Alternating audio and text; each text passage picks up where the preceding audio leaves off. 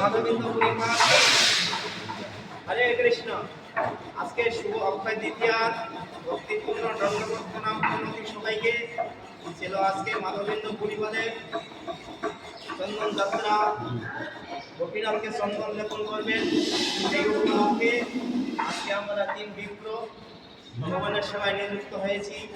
আপনারা সকলেই আমাদের আশীর্বাদ করবেন, যাতে করে আমরা এই চন্দন যাত্রা উপলক্ষে এই গোপীনাথের সেবায় নিয়োজিত থাকতে পারি।